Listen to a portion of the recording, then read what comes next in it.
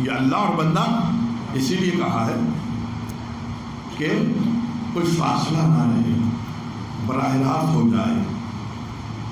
یہ جو پروردگار نے کہا سبحان الذی اسرا بعبدہ، وہ اپنے عبد کو لے کر گیا، رسول نہیں کہا، نبی نہیں کہا۔ کیوں؟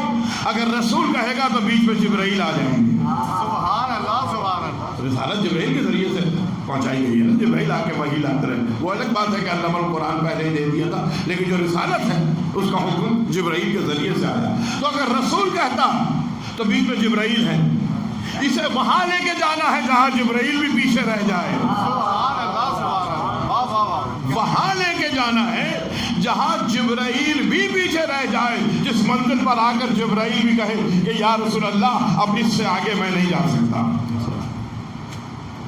کہا نا سدرۃ المنتہا پا کر جبرائیل ہے یا رسول اللہ۔ اب کمال کی بات یہ ہے کہ یہاں جبرائیل نے نہ اپنے کو محمد جیسا سمجھا، نہ محمد کو اپنے جیسا سمجھا۔ سبحان اللہ سبحان اللہ۔ یہ دو الگ جملے ہیں، میں واضح کر سکوں۔ نہ اپنے کو محمد جیسا سمجھا، نہ محمد کو اپنے جیسا سمجھا۔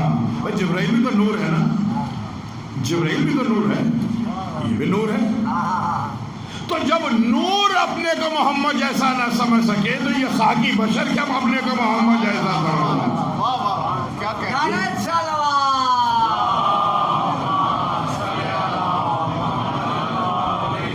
نور اپنے کو محمد جیسا نہیں سمجھ رہا، محمد کو اپنے جیسا نہیں سمجھ رہا۔ اچھا میں نے کیوں کہا کہ اپنے کو محمد جیسا نہیں سمجھ رہا اور محمد کو اپنے جیسا نہیں سمجھ رہا؟ دیکھیے اگر جبرائیل اپنے کو محمد جیسا سمجھتے، اپنے کو جبرائیل محمد جیسا سمجھتے تو خود محمد کے ساتھ آگے بڑھتے۔ نہیں کہا یا رسول اللہ اس سے آگے بڑھوں گا تو میرے پر جل جائیں گے۔ اچھا آپ کے پر جل جائیں گے تو جبرائیل اگر محمد مصطفیٰ کو اپنا جیسا سمجھتے تو کہتے کہ اس سے آگے بڑھیں گے تو پر جل جائیں گے، یا رسول اللہ آپ بھی نہ جائیے۔ بات سمجھ میں آئی؟ خود آگے نہیں بڑھے اس لیے کہ اپنے آپ کو محمد جیسا نہیں سمجھا، محمد کو روکا نہیں اس لیے کہ محمد کو اپنے جیسا نہیں سمجھا۔ اس منزل پر گئے، رہ گئے جبرائیل، تو وہاں جب پہنچا ہے میرا نبی تو اب کوئی بیچ میں نہیں ہے، کوئی درمیان میں نہیں ہے۔ لوگ کہتے ہیں نا جبرائیل کا محتاج نہیں ہے نبی وحی کے لیے، محتاج نہیں ہے۔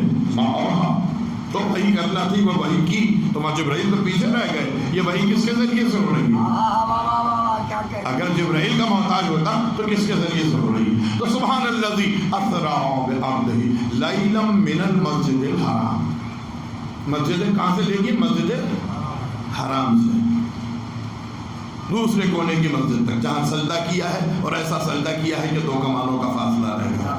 یہ دوسرا کونا ہے، یہ مسجد اقصی نہیں ہے، وہ مسجد اقصی دوسرے کونے کی مسجد جہاں پروردگار کے پاس قرب الہی میں محمد مصطفیٰ نے سجدہ کیا، اور اتنا جھکے کہ دو کمانوں کا، اتنا قریب آئے کہ دو کمانوں کا فاصلہ رہ گیا۔ اب اس پہ بحث کبھی اور ہوگی، لیکن کسی تاریخ کی کتاب کو اٹھا کے دیکھیے، قرآن کی آیت بھی پڑھی لیلا من المسجد الحرام، کہاں سے لے گیا؟ مسجد حرام سے۔ کسی تاریخ کی کتاب کو اٹھا کے دیکھ لیجیے، کسی شیعہ سنی کسی کتاب کو، کہ رسول معراج پر جو گئے تو کہاں سے گئے؟ ام ایمن کے گھر سے گئے۔ کہاں سے گئے؟ ام ایمن کے۔ قرآن کہہ رہا ہے مسجد حرام سے گئے۔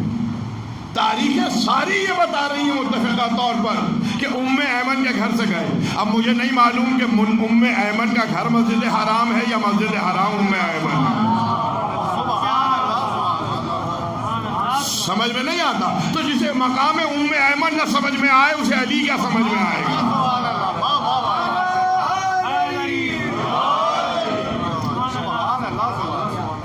ایک واقعہ ہم سن لیجیے تاکہ آج علی کی بہن کا ذکر آ گیا ہے تو آئیے ہو جائے تھوڑی سی بات۔ فتح مکے کے روز رسول نے کہا کہ فلاں کو مار دیں، باقی سب کے لیے معافی ہو۔ وہ تین آدمی، تین تھے، اور تینوں نے جا کے ام ایمن کے گھر میں پناہ لے لی، اور ام ایمن نے پناہ دے دی۔ اب یہ علی ڈھونڈتے وہ چلے، کسی نے کہا صاحب اس گھر میں ہے، علی نے نقاب ڈالی ہوئی تھی، علی نے نقاب ڈالی ہوئی تھی، گھر میں گئے علی، ادھر سے ام ایمن نے کہا کہ میں نے انہیں پناہ دی ہے، اب مقام ام ایمن نے کیا، میں نے انہیں پناہ دی ہے، انہیں نہیں معلوم کہ یہ بھائی ہے، نقاب میں نہیں، میں نے انہیں پناہ، کہا نہیں میں تو قتل کروں گا، میں تو آیا ہوں رسول کے حکم سے قتل کرنے کے لیے۔ تو ایک مرتبہ جلال کے عالم میں کہا تجھے نہیں معلوم میں علی کی بہن ہوں؟ یہ نہیں معلوم میں علی کی بہن ہوں، بس یہ سننا تھا کہ علی نے نقاب کا ہٹایا، کہا حکم رسول نے مقابل کرنا، کہا میں رسول سے بات کرتی ہوں، میں نے پناہ دی ہے، میں نے پناہ دی ہے۔ ام ایمن کہہ رہی ہیں، گئی ام ایمن رسول کے پاس، یا رسول اللہ میں نے پناہ دی، کہا ام ایمن تم نے پناہ دی، ہم نے پناہ دی، چھوڑو، تم نے پناہ دی، ہم نے پناہ دی، چھوڑ دو۔ تو اب ام ایمن کا کیا مقام ہے، کیا مرتبہ ہے، جس کا بظاہر تاریخ میں کوئی کام نظر نہیں آتا، بظاہر ظاہری طور پر، تو جس کا کام نظر نہیں آتا جب اس کی یہ منزلت ہے، سبحان اللہ سبحان اللہ، تو جس کے کام نظر آ رہے ہیں ذوالشیرہ سے لے کر سبحان اللہ، اور غدیر تک، تو اس کا کیا مقام و مرتبہ ہوگا؟ وہ اگر کسی کو پناہ دے دے اور وہ اگر کسی کو قتل کر دے تو پھر کس کا اختیار ہے کہ جو واپس لے لے؟ صلوات بھیجو محمد والا۔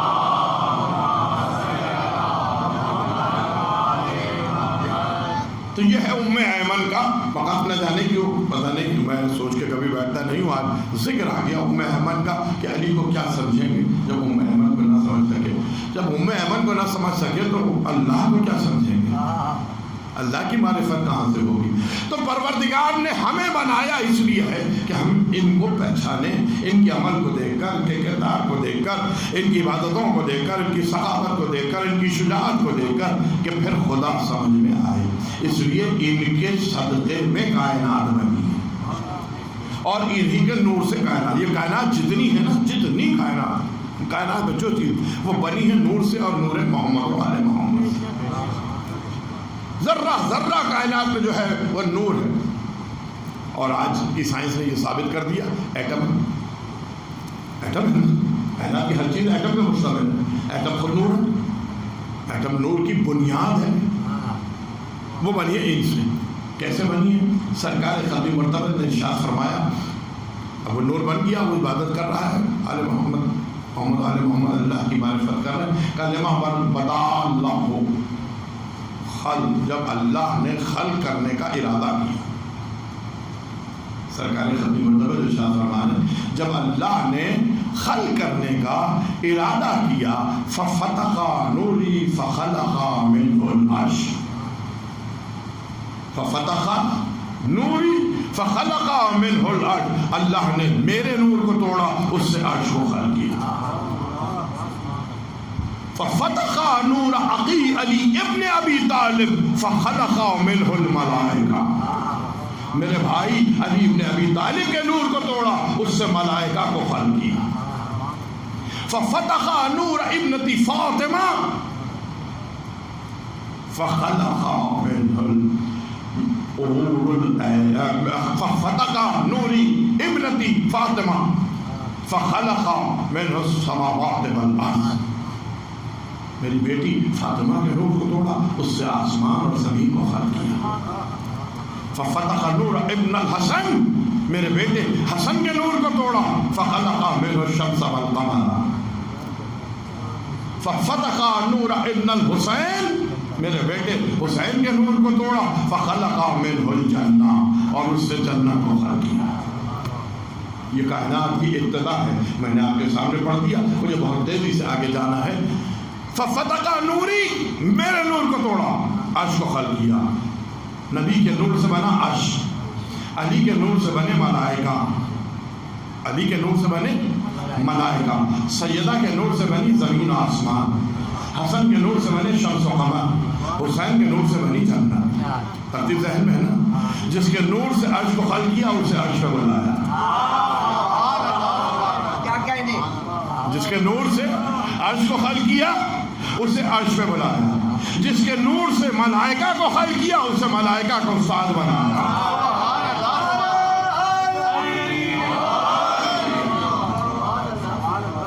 اور جس کے نور سے زمین و آسمان کو خلق کیا زمین کو اس کا مہر قرار دیا. زمین سیدہ کا مہر ہے. اب جو زمین پہ چلتا ہے وہ سیدہ کا مخلوق ہے. جو کچھ زمین میں چل رہا ہے یا زمین سے استفادہ اٹھا رہا ہے یا زمین پہ پڑنے والی شعاؤں سے استفادہ اٹھا رہا ہے یا سبزے سے استفادہ اٹھا رہا ہے یا زمین کے پانی سے استفادہ اٹھا رہا ہے وہ جان لے ملکیت ہے زمین کی.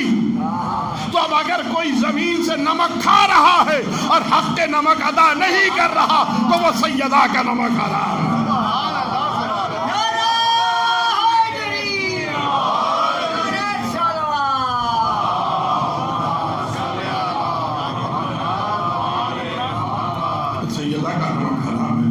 میرے بیٹے حسین کے نور سے جنت کو خلق کیا اس لیے حسین پہ رونے والوں کے لیے جنت کو واجب کیا. تو یہ کائنات بن گئی. اب آپ کہیں گے صاحب 2 دن ہو گئے آپ تو خلقت آل محمد کی بات کر رہے ہیں, مسئلہ تو امامت کا ہے. امامت پہ تو آپ نے گفتگو ہی نہیں کی, تو امامت سے اس کا کیا تعلق ہے؟ آپ یہ موضوع رکھ لیتے امامت سے اس کا تعلق ہے. میں نے کہا کہ میں ساری ایک وجہ نہیں میں 3 وجوہات بتاؤں گا کہ امام کیوں ضروری ہے. پہلی بات تو یہ ہے کہ پروردگار نے کہا ہم نے تمہیں عبادت کے لیے خلق کیا. عبادت مما خلقت الجن والانس الا لیعبدون. ہم نے نہیں خلق کیا جن و انس کو مگر اس لیے کہ وہ عبادت کریں. اور عبادت بغیر معرفت کے بیکار ہے. ہزاروں برس کی شیطان نے کل بھی کہا تھا عبادت بغیر معرفت. معرفت کروائے کون توحید کی؟ محمد و آل محمد.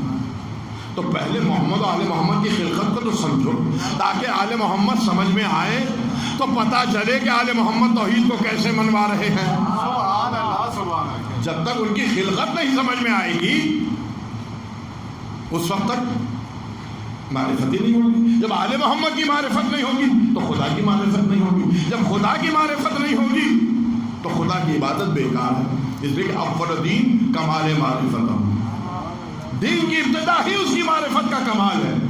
دین شروع جب ہوگا جب اس کی معرفت کی انتہا ہوگی. کمال ہوگا جب اس کی معرفت کا. اور اس کی معرفت کا کمال وہاں تک کیا پہنچو پہلے ان کی معرفت کا کمال تو حاصل کرو.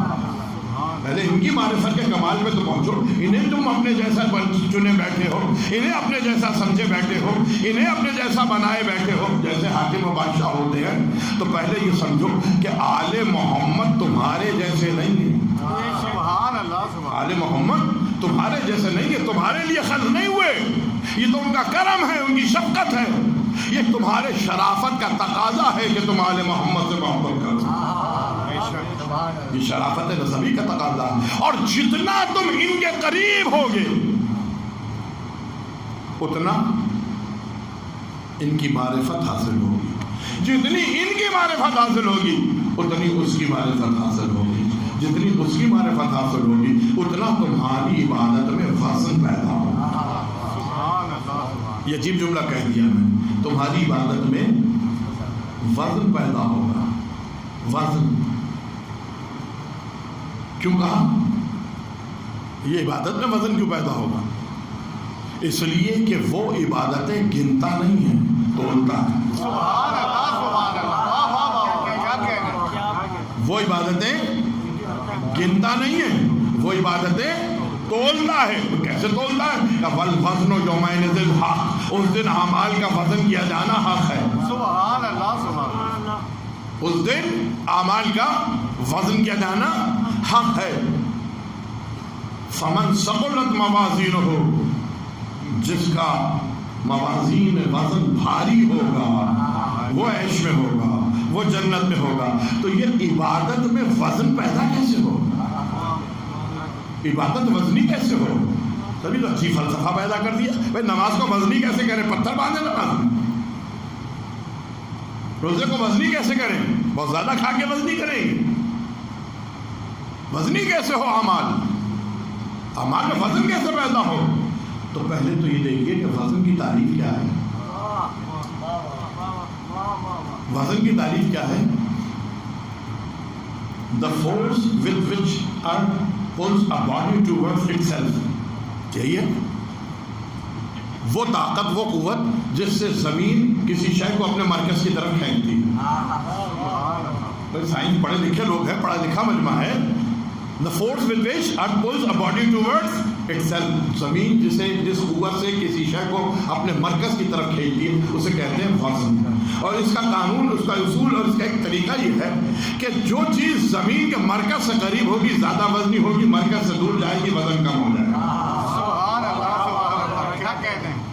जो चीज़ वजन मरकज से करीब होगी उसका वजन ज़्यादा होगा। एक ये मास की बात नहीं हो रही, वजन की बात हो रही है, वेट की बात हो रही है। मास अलग चीज़ है, वजन अलग चीज़ है। W=mg, पढ़े लिखे लोग हैं।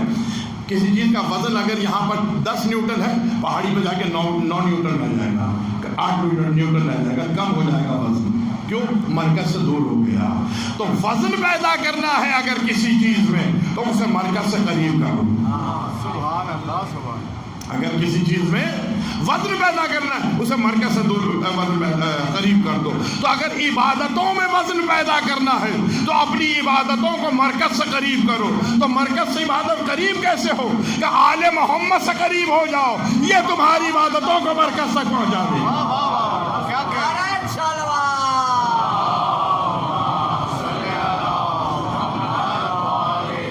मैं ले आया आपको इमामत के एक पहलू पे ले आया, एक पहलू पे ले आया। देखिए, मैंने कहा कि मरकज से करीब होगा तो इबादत का वजन भारी हो जाएगा। अपनी इबादतों में वजन पैदा करो, मरकज से करीब हो। आपको मालूम है, साइंस का उसूल है कि ऊपर से कोई चीज़ नीचे फेंकी जाए तो आसान काम है। छत पे खड़े आपने धक्का दिया, वो खुद ब खुद नीचे गिर जाएगी। लेकिन अगर कोई चीज़ नीचे से ऊपर फेंकनी हो, है ना तवज्जो आपकी? घबरा तो नहीं रहे आप? अगर कोई चीज़ नीचे से ऊपर फेंकनी हो तो मुश्किल काम है ना मुश्किल काम। अच्छा, अगर कोई पत्थर है, फेंक दिया आपने, पहुंच गया। लेकिन अगर कोई हल्का सा कागज है, सुभान अल्लाह, सुभान अल्लाह, वाह वाह वाह। हल्का कागज, अब ऊपर फेंके, इधर से फेंका उड़ता हुआ उधर चला गया, उधर से फेंका उड़ता हुआ उधर चला गया। तो मैंने देखा एक बच्चा कागज फेंक रहा था छत पे, एक बच्चा कागज फेंक रहा था छत पे, नहीं जा रहा था वो कागज था हल्का, ऊपर कैसे जाए? तो वो उधर से गया कागज इधर, वो इधर। बच्चे की कोशिश है, पसीना पसीना हो गया। मैंने कहा बेटा अब तुम्हें तरीका बताते हैं, इस कागज में कोई पत्थर में लपेटो, वजनी हो गया, अब फेंक दो। वजन बढ़ गया ना। अब जब वजन बढ़ गया तो आसानी से छत पे चढ़ा दिया। क्या किया? वजनी कर दिया ना, तो आसानी से चला गया ना। तो अज़ीज़ान मोहतरम, दो चीज़ें, दो काम है। एक है ऊपर से नीचे आना, एक है नीचे से ऊपर जाना। तो जो काम ऊपर से नीचे आने में बगैर वसीले के ना हो सके, सुभान अल्लाह, सुभान अल्लाह, वाह वाह वाह। जो काम ऊपर से नीचे आने में बगैर वसीले के ना हो सके, वो काम नीचे से ऊपर जाने में बगैर वसीले के कैसे हो जाएगा? सुभान अल्लाह, सुभान। वो अल्लाह जो कादिर मुतलक है, खालिक कायनात है, मालिक कायनात है, उसने जो तुम पर इबादत को फर्ज किया है, उसने जो इबादत को तुम पर फर्ज किया है, उन इबादतों को बराह रास्त तुम्हें नहीं भेजा, बगैर वसीले के नहीं भेजा, अक्ल में नहीं डाल दिया। अक्ल दी है, अक्ल में नहीं डाला, पहाड़ों में नहीं लिख दिया, आसमान में नहीं लिखा हुआ आया। उसने एक वसीला इख्तियार किया, उसने नबी के जरिए से इबादतों को भेजा। काम आसान था, इख्तियार उसके पास ज्यादा था, मगर उसने वसीला इख्तियार किया। तो जब उसने वसीला आसान काम के लिए इख्तियार किया तो तुम्हारा काम तो मुश्किल है। ये हल्के फुल्के आमाल, ये हल्के फुल्के आमाल तुम्हारे, नमाजें पढ़ते हुए तुम्हारे, हमारे, ये मैं कोई आपको नहीं कह रहा, हमारे अमाल कि नमाजें पढ़ते हुए 10 ख्यालात आ रहे होते हैं कि ये करूँगा तो वो करूँगा तो उससे पैसे लूँगा तो अभी वहाँ जाना है, अभी ये काम करना है। रोज़ा रखते हुए जी अभी ये खाना खाऊँगा, सहरी में ये खाऊँगा, इफ्तार में वो खाऊँगा, हज पे जाऊँगा तो सब वापस आऊँगा तो ये हाजी कहेंगे बेटी के लिए जलाऊँ, बेटे के लिए। ये हल्की इबादत है हमारी, ये अब खुदा तक पहुँचाना है।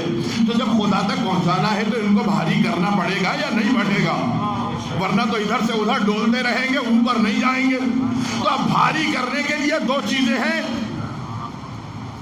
اس نے جاتے ہوئے کہا انی تارکم فیکم الثقلین، میں دو بھاری چیزیں چھوڑ کے جا رہا ہوں. دو بھاری چیزیں، ان دو بھاری چیزوں کے تحت اپنے اعمال کو لپیٹ دو، عمل کرو قرآن کے تحت اور دے دو آل محمد کو. یہ اس کی بارگاہ میں تمہارے اعمال لے کے جائیں گے تو آسانی سے پہنچ جائیں گے.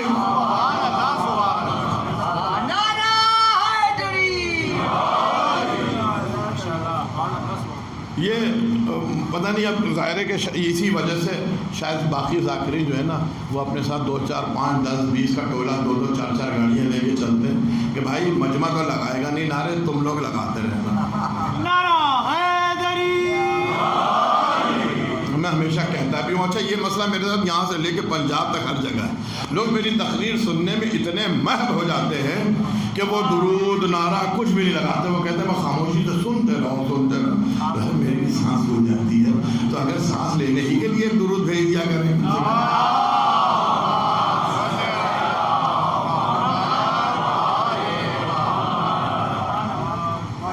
تو کیا کہا انی تارکم فیکم الثقلین، میں تمہارے درمیان دو بھاری چیزیں چھوڑ کے جا رہا ہوں. دو بھاری، قرآن بھی بھاری، اہل بیت بھی بھاری. اپنے اعمال کو کے لیے وسیلہ بنا لو ان دو چیزوں کو، تمہارے اعمال اس کی بارگاہ میں پہنچ جائیں گے.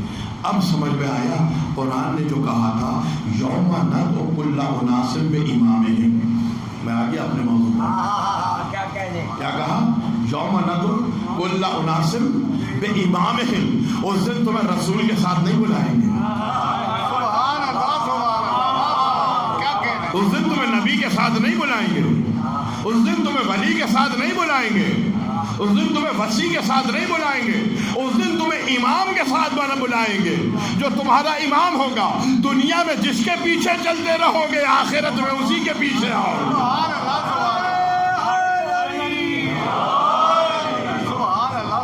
بات آئی گئی ہے ایمان کی تو ایک واقعہ اور سنتے جائیے. فرعون اور موسیٰ کا واقعہ تو سنا ہے، تفصیل میں تو نہیں جاؤں گا، پھر کبھی تفصیل. لیکن جب بھاگے ہیں موسیٰ لشکر لے کے اپنا فرعون سے بچتے ہوئے، اور ادھر سے فرعون چلا، سامنے دریا آ گیا، پیچھے ہے فرعون کا لشکر، آگے ہے دریا. تو کہتے ہیں نا پیچھے کھڈا آگے کھائی. تو یہ جو اصحاب ہوتے ہیں رسول کے، اور چونکہ خاص طور سے موسیٰ کے اصحاب اور ہمارے رسول کے اصحاب کچھ مماثلت بہت ہے. سبحان اللہ سبحان اللہ سبحان اللہ. صرف اصحاب میں مماثلت نہیں ہے، ازواج میں بھی مماثلت. سبحان اللہ. صرف ازواج میں مماثلت نہیں ہے، مسیح میں بھی مماثلت ہے. سبحان اللہ سبحان اللہ. کیوں ہے؟ اس لیے کہ قرآن نے کہا کہ انا ارسلنا الیک رسولا کما ارسلنا الی فرعون. جیسا فرعون کے پاس آیا تھا ویسا تمہارے پاس آیا. تو جو فرعون کے پاس آنے والے نبی کی چیزیں ہیں وہ تمہیں یہاں اکثریت نظر آئے گی. وہاں بھی زوجہ وسیع کے مقابلے پہ آئی تھی، یہاں بھی آ گئے، اور بہت سی چیزیں ہیں. پھر کبھی موقع ملا تو چلے. تب وہ جو صحاب ہوتے ہیں نا، صحابی جو ہوتے ہیں، انہوں نے کہا مروا دیا آج موسیٰ نے.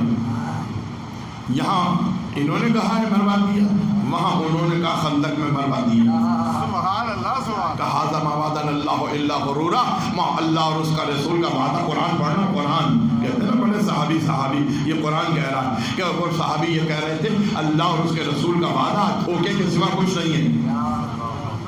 دھوکے کے سوا قرآن پڑھنا، وہ حدیث نہیں پڑھنا جو انکار کر دے. دھوکے کے سوا کچھ نہیں ہے. یہ تھے اصحاب رسول، وہی اصحاب موسیٰ کا مروا دیا آج موسیٰ نے. اس سے تو بہتر تھا غلامی بنے رہتے.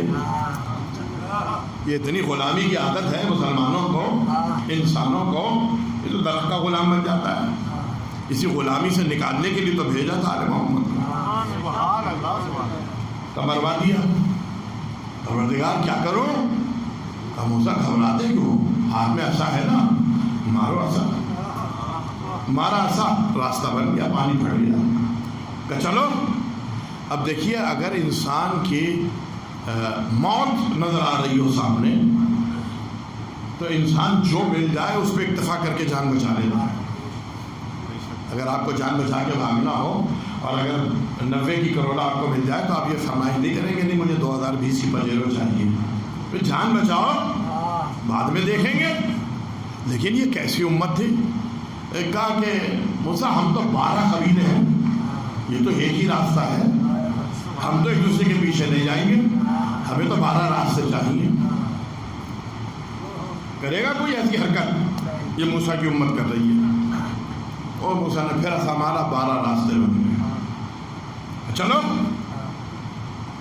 اب جو چلے چلو بھائی، کہا نہیں ہم اپنے اپنے راستوں پہ ہوں گے تو ہمیں یہ کیسے معلوم ہوگا کہ برابر والا بھی چل رہا ہے یا ڈوب گیا؟ اب دیکھیے موت ہے پیچھے، پیچھے فرعون کا لشکر ہے اور یہاں بحث ہو رہی ہے کہ کیسے جب پتہ چلے گا کہ برابر والا بھی چل رہا ہے یا مر گیا ڈوب گیا؟ کہ اچھا موسیٰ نے ایسا مارا کھڑکیاں بن گئی، مارا دو کھڑکیاں بن گئی کہ ایک دوسرے کو دیکھتے ہوئے جانا، چلے نکلے، ادھر نکلے ادھر سے آگے آگے موسیٰ ہے، پیچھے پیچھے لشکر ہے۔ موسیٰ کے لشکر کا آخری آدمی نے دریا کو پار کیا، آخری آدمی، اور فرعون کے لشکر کا آخری آدمی دریا میں داخل ہوا۔ موسیٰ کے لشکر کے آخری آدمی نے دریا سے باہر نکلا ہے اور فرعون کا آخری آدمی داخل ہوا ہے، اور فرعون ابھی دریا میں ہے۔ ادھر یہ نکلے ادھر سے پانی ملا اور پورا فرعون اپنے لشکر کے ساتھ فرعون ڈوب گیا۔ راستہ تو ایک ہی تھا۔ سبحان اللہ سبحان اللہ، واہ واہ، کیا کہنے۔ بھائی میں نے صبح کچھ کہا تھا نا، پتہ نہیں جو لوگ صبح موجود ہیں ان کے ذہن میں ہوگا، میں نے کہا تھا کہ اللہ یہ نہیں دیکھتا کہ تم میرے پاس آ گئے، دنیا یہ دیکھتی ہے کہ آپ کس منزل پہ پہنچ گئے، اللہ یہ نہیں دیکھتا کہ منزل پہ پہنچ گئے، اللہ راستہ دیکھتا ہے۔ سبحان اللہ سبحان اللہ، کہا تھا نا صبح اہدنا الصراط المستقیم، اس نے راستے کی بات کی، اس نے راستے کی بات کی، اس نے منزل کی بات نہیں کی۔ اللہ راستے کی بات کرتا ہے۔ اگر آیت یہاں رک جاتی اہدنا الصراط المستقیم پر رک جاتی تو میں کہتا پروردگار تو نے کہا تھا کہ راستہ بچاتا ہے، تو راستے نے تو فرعون کو ڈبو دیا، سبحان اللہ سبحان اللہ، راستے نے تو ڈبو دیا فرعون کو۔ موسیٰ کا لشکر تو نکل گیا، فرعون کا لشکر ڈوب گیا۔ مالک تو نے تو کہا اہدنا الصراط المستقیم، صراط مستقیم کی ہدایت کر، تو راستہ موسیٰ کے لشکر کا بھی ایک تھا، راستہ فرعون کے لشکر کا بھی ایک تھا۔ تو پروردگار کہے گا آیت یہاں ختم نہیں ہوئی، اسی لیے آگے میں نے کہا تھا صراط الذین انعمت علیہم سے مستقیم راستہ نہیں، ان لوگوں کا راستہ جن پر ہم نے نعمتیں نازل کی ہیں۔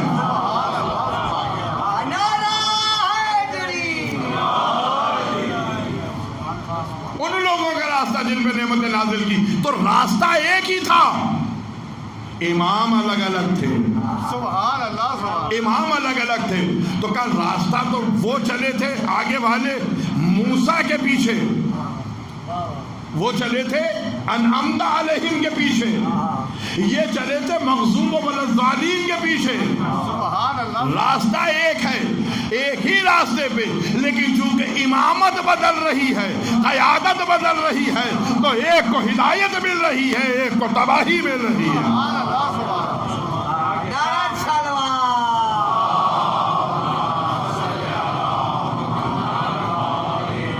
تو اب یہ نہیں دیکھنا کہ لا الہ الا اللہ کون کہہ رہا ہے، یہ نہیں دیکھنا کہ محمد رسول اللہ کون کہہ رہا ہے، نہیں، میں اس سے آگے بڑھ جاؤں، میں اس سے آگے بڑھ جاؤں، بڑی ذمہ داری سے کہہ رہا ہوں، صرف یہ نہیں سیکھنا کہ علی ولی اللہ کون کہہ رہا ہے۔ سبحان اللہ سبحان اللہ، کیا کہنے، کیا کہہ دیا میں نے، بہت بڑی بات کہہ دی نا۔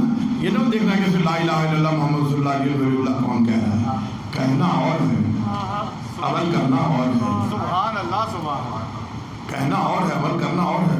بڑی چل رہی ہے تحریکیں، علی کا ذکر نہ ہو منبر سے، یہ کیا کہ آئے خیبر خندق پڑھ کے چلے گئے، جہاں کوئی علی کا ذکر پڑھ کرے اسے سوال کر دو، مت پڑھنے تو علی کا ذکر، لیلا مجنون کا ذکر ہو جائے، علی کا ذکر نہ ہو۔ اور میں بہت یہ ریکارڈ ہو رہی ہے، مرزا صاحب بھی ریکارڈ کر رہے ہیں، یہ بھی ریکارڈ ہو رہی ہے، آپ بھی ریکارڈ کر رہے ہیں، میں جملہ کہہ رہا ہوں اور بڑی ذمہ داری سے کر رہا ہوں، میں نے ہمیشہ کہا ہے، میں منبر سے ذمہ داری سے جملے کہتا ہوں کہ شیعہ قوم بٹ گئی۔ ایک وہ ہے جو ممبر سے لیلا مجنون کے قصے سنانا چاہتے ہیں، ایک وہ ہیں جو ممبر سے آل محمد کا ذکر سنانا چاہتے ہیں۔ اب آپ کی مرضی ہے کہ آل محمد کے ذکر سننے والوں کے پیچھے چلیں یا آپ لیلا مجنون کا قصہ سنانے والوں کے پیچھے چلیں۔ اور میں آپ کے لیے اس کے لیے معصوم کی ایک حدیث سنا دیتا ہوں تاکہ آپ کو اندازہ ہو جائے کہ میں نے یہ کیوں کہا کہ شیعہ تقسیم ہو گئے، اور میں نے یہ کیوں کہا کہ خالی علی ولی اللہ کہہ دینے سے مت سمجھ لینا کہ یہ ہدایت یافتہ ہوں گے۔ معصوم فرماتا، آپ نے حدیث سنی ہے نا کہ میری امت کے 73 فرقے ہوں گے، 72 جہنم میں جائیں گے، ایک جنت میں جائے گا۔ سنی ہے نا؟ آگے کوئی نہیں سنا تھا۔ 13 فرقے وہ ہوں گے جو ہمارے ماننے والے ہوں گے، معصوم فرماتے ہیں 13 فرقے وہ ہوں گے جو ہمارے ماننے والے ہوں گے، 12 جہنم میں جائیں گے، ایک جنت میں جائے گا۔ بتا دیا نا میں نے، آپ کو پریشان کر دیا نا۔ ظاہر ہے کہ جتنی بڑی سازشیں چل رہی ہیں اتنا اس عقل کا استعمال کر کے چلنا ہے، اتنا اس عقل کا استعمال کر کے چلنا ہے۔ اس لیے کہ اگر عقل استعمال نہیں کی تو آ رہا ہے مال آ رہا ہے، بے تحاشا آ رہا ہے۔ اور مال ایسی چیز ہے کہ جس سے عبید اللہ ابن عباس بک گئے، عبداللہ ابن عباس بک گئے، عمر عاص بک گیا۔ یہ جو مصر کا حاکم بنا تھا عمر عاص، جو معاویہ کے لشکر میں چلا گیا، جب اس کو معاویہ نے کہا کہ آؤ علی کے مقابلے، اس نے کہا نہیں، تو علی کی فضیلتیں نہیں پتا، رسول کا بھائی ہے، کوئی اتنی فضیلتیں ان کے مقابلے میں سوال ہی نہیں پیدا ہوتا، علی کے مقابلے پہ نہیں آؤں گا۔ علی کی فضیلتیں، علی عظیم ہے، علی بھائی ہے رسول کا، داماد ہے رسول کا۔ انہوں نے کہا مصر کی گورنری دوں گا۔ یہ جو گورنری ملتی ہے نا، یہ بڑے بڑوں کے ایمان کو خرید لیتی ہے۔ یہ گورنری بڑے ایمان کو، یہ مال کیا کیا تھا عبداللہ ابن عباس نے؟ پہلی کے شاگرد ہیں، پڑھایا ہے، لکھایا ہے، تفسیر سکھائی ہے، سب کچھ ہے، ساری رات بیٹھ کے بسم اللہ کی تفسیر سنائی ہے، اور سنا کے صبح کہا کہ اگر میں چاہوں تو 60 اونٹ بھر دوں، باہر کر دوں بسم اللہ کی تفسیر سے۔ وہ عبداللہ ابن عباس گورنر بنایا بصرہ کا، بن گئے گورنر، مال سائڈ میں کرنے لگے۔ جب سائڈ میں مال کرنے لگے تو ظاہر ہے کہ علی کے نمائندے تو تھے، انہوں نے جا کے کہا یا علی، عبداللہ ابن عباس امانت میں خیانت کر رہے ہیں۔ پہلے علی نے ٹوکا مت کرو، نہیں مانے، پھر بھی مان سائڈ میں کیا، کہا آ جاؤ گورنری چھوڑ کے، عبداللہ میرے پاس آ جاؤ، گورنری چھوڑ کے تم نے امانت میں خیانت کی ہے، تم نے سرکار کا مال روکا ہے۔ انہوں نے کیا کیا، مال سمیٹا، مکے چلے گئے، کوفے نہیں آئے علی کے پاس۔ جس کی پرورش کی ہے تو پرورش کرنے والے کا فرق نہیں ہے بھائی، یہ تو جیسی زمین ہوگی ویسا سبزہ ہوگا۔ کیا کہنا، پانی تو ہر زمین پہ پڑتا ہے، پانی ہر زمین میں پڑتا ہے، کوئی پھل دیتا ہے، کوئی کانٹے دیتا ہے، تو یہ زمین کی سانس پہ ڈپینڈ کرتا ہے، پانی کا قصور نہیں ہے۔ تو علی نے اگر پرورش کی اور اگر عبداللہ ابن عباس بیٹھ گئے تو علی کا قصور نہیں ہے۔ بالکل اسی طرح جیسے رسول کی صحبت میں رہے، اسلام حاصل کیا، لیکن منافق بن کے نکلتے رہے، جہاں مال ملتا رہا، دولت ملتی رہی، حکومت ملتا رہے، رسول کے راستے سے ہٹتے رہے۔ تو یہ سب کیوں ہوتا رہا؟ اس لیے کہ زمین کی ساخت خراب تھی، سبحان اللہ، زمین کی ساخت خراب تھی۔ تو عزیزان محترم، چونکہ اس کی بارگاہ میں ایمان کے ساتھ جانا ہے، اس لیے ایمان کی معرفت ضروری ہے، پہچاننا ہے امام ہے کون، امام کی ذمہ داریاں کیا ہیں، امام کی پہچان کیا ہے، امام کی نشانیاں کیا ہیں، کہ تاکہ ہمیں یہ تو پتہ چلے۔ اور یہ بھی اس سوال کا بھی جواب دوں گا کہ بھائی اب تو اس وقت امام نہیں ہے۔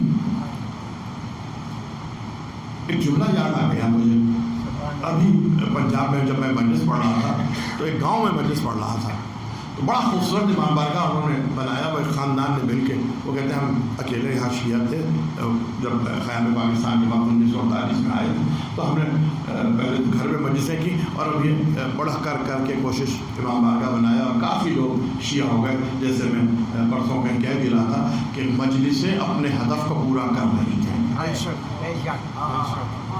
مجلسیں کہتے ہیں کہ بار بار ممبر پہ بیٹھ کے کہ ہدف پورے نہیں ہو رہے، ہدف پورے نہیں ہو رہے، مجلسوں سے اہداف نہیں حاصل ہو رہے، روحانیت نہیں آ رہی۔ یہ وہ کہہ رہا ہے جو خود 4 پجیروں میں مجلس بیٹھ کے پڑھنے جاتا ہے، دو آگے دو پیچھے 4 پجیروں میں مجلس پڑھنے کے جانے والا کہہ رہا ہے کہ روحانیت نہیں آتی، پجیروں میں اترو تو روحانیت آئے، کا ہدف نہیں پورا کر رہے۔ ویسا چلو ہم بتاتے ہیں کتنا ہدف پورا کر رہی ہے مجلس ہے، کتنے شیعہ ہو رہے ہیں مجلسوں سے، مجلسوں سے نہیں، میری کیا حیثیت ہے، میں کیا بیچتا ہوں، پھر جیسے کتنے آئے چلے گئے، مجلسوں سے عزاداری سے شیعہ ہو رہے ہیں۔ اور میں نے ابھی پچھلی دفعہ کسی مجلس میں کہا بھی تھا، ایک ایسی جماعت کا آدمی شیعہ ہو گیا جنرل سیکرٹری کا، جس کا آپ سوچ بھی نہیں سکتے۔ جب میں آیا ہوں 6:30 بجے تک میرے ساتھ بیٹھے ہوں اور مسلسل سوال جواب کر رہے ہیں، تو کچھ ہم سے بھی ہوتے تو ہم سے نہیں ہوتے، وہ عزاداری سے ہوتے ہیں۔ تو عزاداری اپنے اہداف پورے کر رہی ہے، لوگوں کو آج بھی ادھر سے ادھر بلا رہی ہے، اور ادھر سے ادھر جو آ رہے ہیں وہ آل محمد کے ذکر سے آ رہے ہیں، نہ غسل جنابت سے آ رہے ہیں، نہ لیلا مجنوں کے قصوں سے آ رہے ہیں۔ کیا کہنا، لیلا مجنوں کے قصوں سے نہیں آ رہے ہیں، نہ غسل کے طریقوں سے آ رہے ہیں، آل محمد کے فضائل سن کے آ رہے ہیں، آل محمد کی باتیں سن کے آ رہے ہیں، آل محمد سے قرآن کی تفسیر سن کے آ رہے ہیں، آل محمد کی زندگی سن کے آ رہے ہیں۔ کربلا کا یہ صدقہ ہے، یہ کربلا کا صدقہ ہے، کربلا سنا رہی ہے قرآن، کربلا دے رہی ہے ہدایت۔ وہ چراغ جو حسین ابن علی نے جلایا تھا ایک رات کی مہلت کا، کہ کوئی بھٹکا ہوا ہور ادھر سے ادھر آ گیا، یہ وہ چراغ ہے۔ کتنے بھٹکے ہوئے ہور ہیں جب عاشور کے یہ چراغ جلتے ہیں محرم میں مجلس کے، جب روشنی ہوتی ہے تو بھٹکے ہوئے ہور ادھر سے ادھر آ جاتے ہیں، بھٹکے ہوئے ہور ادھر سے ادھر آ جاتے ہیں۔ تو یہ حسین ابن علی کی قربانی کا نتیجہ، اور حسین کی قربانی کربلا میں رہ جاتی، دب جاتی، جنگل میں ختم ہو جاتی۔ اگر حسین کا بیٹا نہ ہوتا، اگر حسین کی بیٹی نہ ہوتی، اگر علی کی بیٹی نہ ہوتی، بس عزادارو 10 دن تو بڑا ماتم، بڑی مجلس، بہت گریا، علی اکبر کا، علی اصغر کا، اور محمد کا، قاسم کا، بڑا گریا، بڑے ماتم۔ لیکن اب جو ماتم ہو رہا ہے نا، یہ بے کسوں کا ہو رہا ہے، یہ اسیروں کا ہو رہا ہے، جن کو رونے نہیں دیا گیا اب ان کا ماتم ہو رہا ہے، جن کا کوئی پوچھنے والا نہیں تھا اب ان کا ماتم ہو رہا ہے، جن کے ہاتھ پر سے خوش بنے ہوئے تھے ان کا ماتم ہو رہا ہے، یتیموں بیواؤں کا ماتم ہو رہا ہے، جن کی گودیاں اجڑ گئیں، جن کے سہاگ اجڑ گئے، یہ ان کا ماتم ہے، جنہیں قید کر کے پہلے کوفے لایا گیا اور اب کوفے سے شام لے لایا جا رہا ہے، اور کس طرح لے جایا جا رہا ہے کہ راہ عام میں پتھر مارے جا رہے ہیں۔ پروپیگنڈا یہ ہے کہ باغی آ رہا ہے، ایک باغی نے بغاوت کی تھی، اس کے لشکر کو شکست دی گئی، اور اس شکست کے نتیجے میں جو اس کے خانوادے کو قیدی بنایا گیا، ان قیدیوں کو لایا جا رہا ہے۔ اب یہ دیکھیے کہ پروپیگنڈا کسے کہتے ہیں، کہ یزید کو وارث رسول بنا کے پیش کیا گیا اور اولاد رسول کو باغی بنا کے پیش کیا گیا۔ ایسے میں علی کی بیٹی خطبے دیتی چلی، علی کا بیٹا خطبے دیتا چلا، سکینہ تماچے کھاتی رہی، پیغام دیتی رہی۔ راہ کوفہ میں ایک مرتبہ جب ایک شہر سے گزرنے لگے، لوگوں نے گھیر لیا، قافلہ رکا ہوا تھا، علی کی بیٹی نے شمر کو بلایا، شمر علی کی بیٹی کچھ گفتگو کرنا چاہتی ہے، بولیے، کہ پہلے اپنے لشکر کو خاموش کرا۔ اب طاقت اور اختیار سیدہ زینب دیکھیے گا، بس ایک جملے میں، شمر لشکر کو خاموش کرا، یزید نے اشارہ کیا، لشکر خاموش، سپاہی چپ ہو گئے، کہا یہ جو جانوروں کے گلے میں گھنٹیاں بج رہی ہیں اسے بھی روک، یہ جو بچے رو رہے ہیں اسے بھی روک۔ اس نے کہا یہ میرا اختیار نہیں ہے، یہ میرا اختیار نہیں ہے کہ میں روتے ہوئے بچوں کو، چیختے ہوئے بچوں کو روکوں، جانوروں کے گلے میں جو گھنٹیاں بجی ہوئی ہیں جسے جرس کہتے ہیں، یہ اس کو میں روکوں۔ تو ایک مرتبہ علی کی بیٹی نے ایسے ہاتھ سے اشارہ کیا، علی کی بیٹی نے ہاتھ سے اشارہ کیا، اسے کہتے ہیں ولیت اللہ، وہ جو آوازیں آ رہی تھی جانوروں کے گلے میں بندھی ہوئی گھنٹیوں سے وہ خاموش ہو گئیں، عورتیں خاموش ہو گئیں، بچے خاموش ہو گئے۔ شہزادی نے بتا دیا یہ نہ سمجھنا کہ ہم مجبور ہیں، یہ نہ سمجھنا کہ اختیار نہیں ہے۔ ولیت اللہ ایک لقب ہے شہزادی زینب کا، یہ نہ سمجھنا کہ بے اختیار ہے۔ اختیار تو اللہ نے ہمیں ہی کو دیا ہے، اختیار تو ہم ہی کو دیا ہے، لیکن اس اختیار کے باوجود سکینہ پیاسی ہے، اس اختیار کے باوجود سکینہ پیاسی ہے، اور نہ جانے کب تک پیاسی رہی، نہ جانے کب تک پیاسی رہی۔ جب سنا ہم نے یہی سنا سکینہ پیاسی ہے، سکینہ پیاسی ہے، سکینہ پیاسی ہے۔ ام حبیبہ نے پانی پلایا، سکینہ کو پیاسا دیکھا، کہا دعا کرنا میرے لیے۔ دعا کی کیا دعا ہے؟ کہا تمہاری طرح میرے بچے یتیم، جب یہ قافلہ پہنچا ہے نا کوفے میں آگے، تو ایک مکان جو تھے وہ اونچے مکان پہ لوگ کھڑے ہوئے تھے، کنیز بھی اسی طرح کھڑی تھی۔ اس نے جب پیاس دیکھی تو اس نے مالکت سے جا کے کہا کہ وہ بچی جو ہے وہ پیاسی ہے، وہ بچی بہت پیاسی ہے، مجھے بڑا رحم آ رہا ہے۔ تو مالکن ایک کوزہ یہاں پہ پانی لے کے آئی اور کہا کہ اے بی بی میں تمہارے لیے پانی لایا۔ سکینہ نے پانی لیا، کہا بی بی پانی پی کر میرے لیے دعا کرنا، پانی پی کر میرے لیے دعا کرنا۔ ایک مرتبہ علی کی بیٹی کی آواز آئی، سکینہ پہلے دعا کرنا۔ سکینہ کتنے قریب خاندان ہے، سکینہ پہلے دعا کرنا۔ کیا دعائیں ہیں تمہاری؟ کا دعا یہ کرنا کہ میرے بچے کہیں تمہاری طرح یتیم نہ ہوں۔ اسلام کا حکم یہ ہے کہ کسی یتیم کے سامنے اپنے بچے کے سر پر ہاتھ نہ پھیرنا، اس لیے کہ بچے کا دل دکھے گا، اتنا خیال کرنے والا اسلام۔ سکینہ کے سامنے جب یہ دعا آئی ہوگی کہ میری طرح تمہاری طرح میرے بچے یتیم نہ ہوں، تو سکینہ پہ کیا گزری ہوگی؟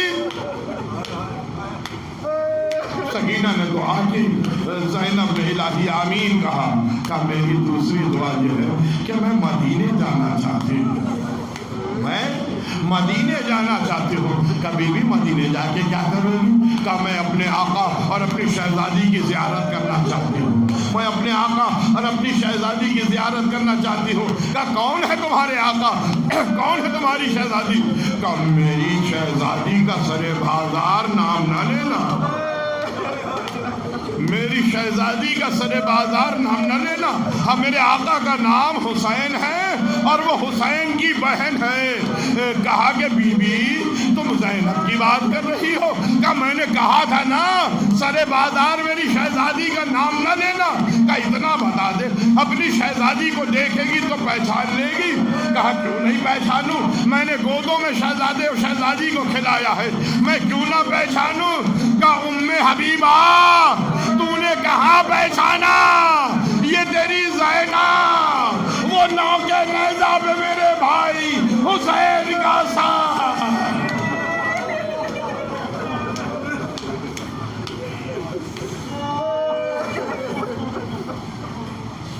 اللہ لعنت اللہ اقوام الظالمین سیلم الذین منقلب ينقلبون۔ بار اللہ اس قلیل عبادت کو قبول فرما، پروردگار جو بیماروں نے شفا عطا فرما، جو مقروض ہوئے قرضوں کو غیر سے عطا فرما، جو بے روزگار میں روزگار عطا فرما، جو بے اولاد میں صالح اولاد عطا فرما۔ پروردگار محبت و معرفت محمد و آل محمد میں اضافہ فرما۔ پروردگار ہمیں منافقین کے شر سے محفوظ فرما۔ پروردگار جو ہمیں فرش ازا اور ذکر آل محمد سے دور کرنا چاہتے ہیں انہیں نیز و نابود فرما۔ پروردگار ہم زندہ رہیں تو آل محمد کے لیے، ہم جان دیں تو آل محمد کے لیے۔ زندگی میں ہم فرش ازا سے وابستہ رہنا چاہتے ہیں مالک، اور آخرت میں آل محمد کے ساتھ رہنا چاہتے ہیں۔ ہمارا حشر بھی انہی کے ساتھ فرما۔ اللہم تقبل منا انک انت السمیع العلیم وتب علینا انک انت التواب الرحیم بحق محمد و آل محمد۔